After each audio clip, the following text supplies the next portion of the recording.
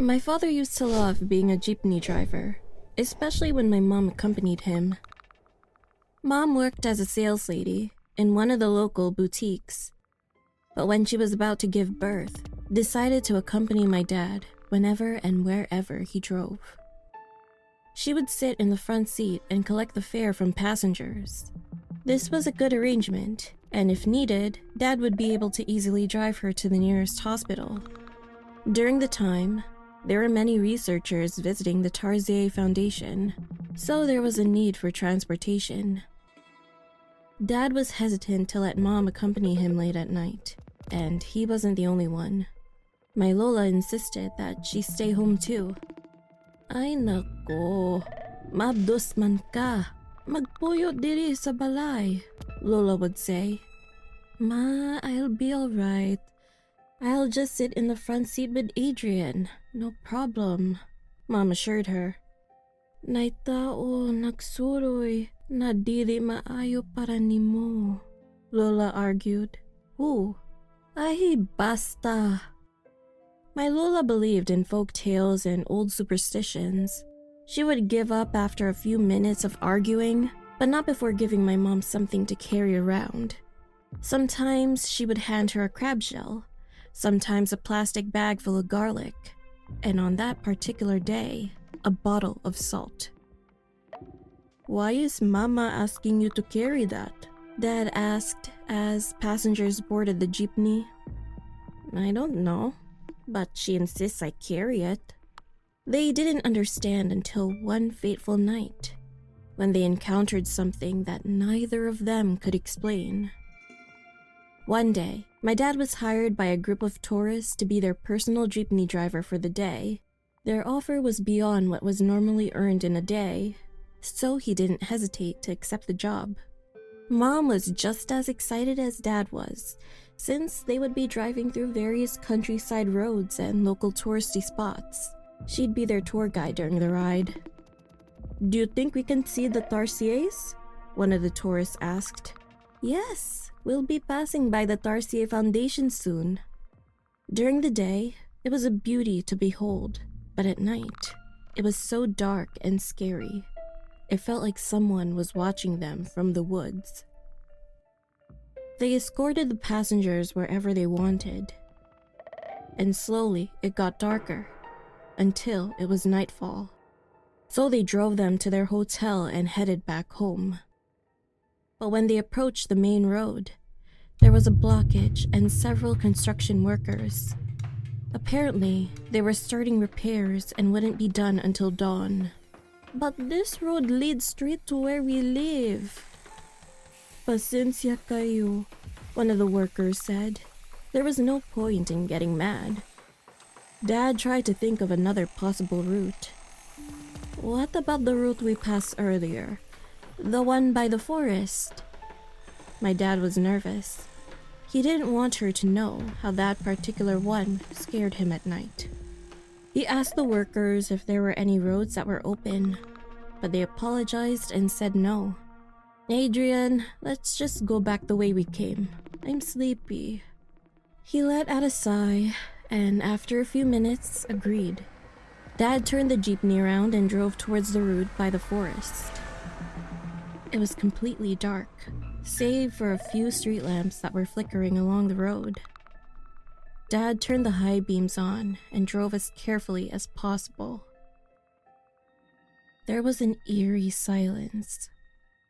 This is nice, Mom said as she relaxed in her seat. We don't usually go home by ourselves. She could sense that he was anxious. I'll just sleep.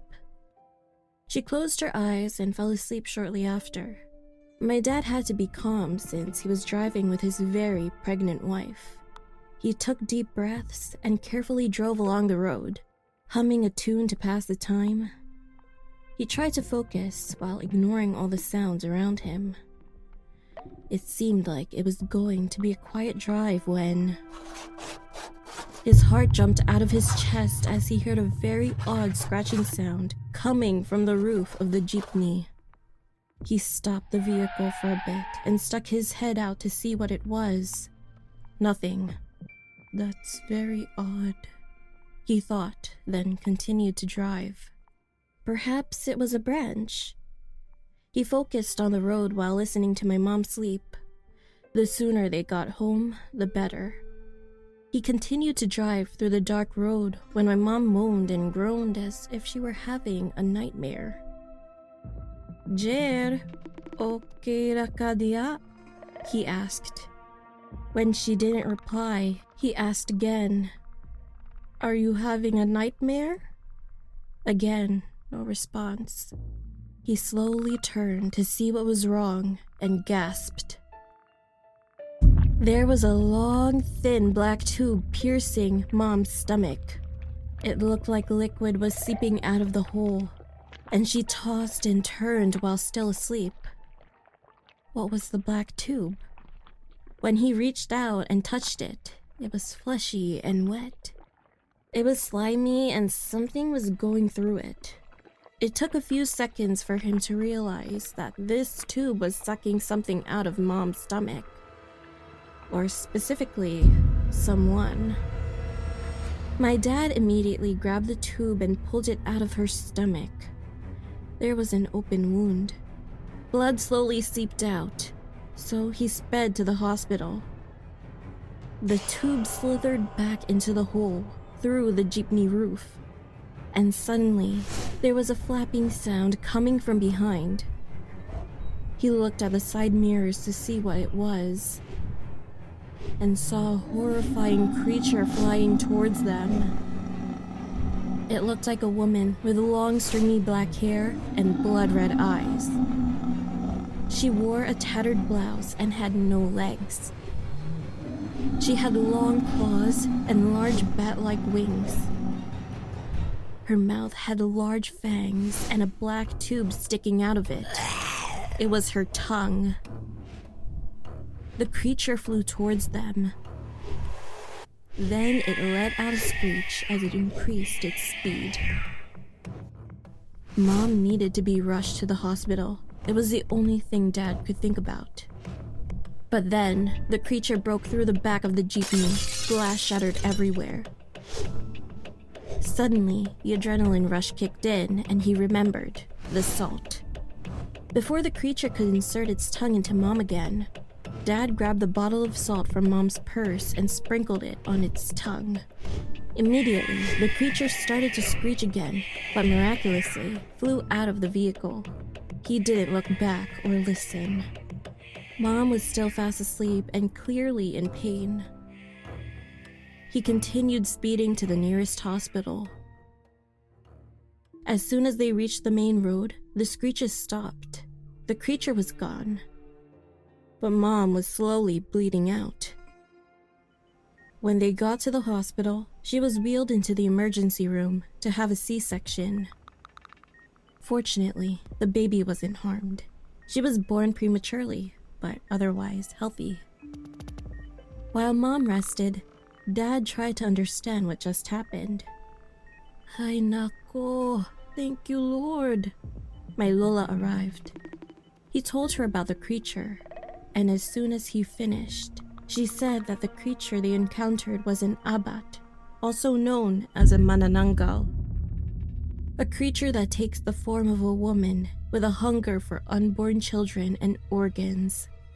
Every night, she detaches from her lower half, sprouts bat wings, and flies around in search of pregnant women.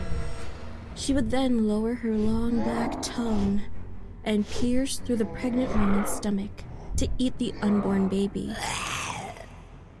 From that day on, they made it a point to go home before 6 p.m.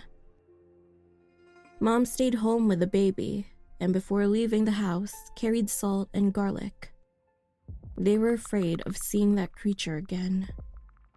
Some days, Dad swore he could still hear the screeching and flapping of wings while driving. And sometimes, he still hears scratching on the roof of his jeepney.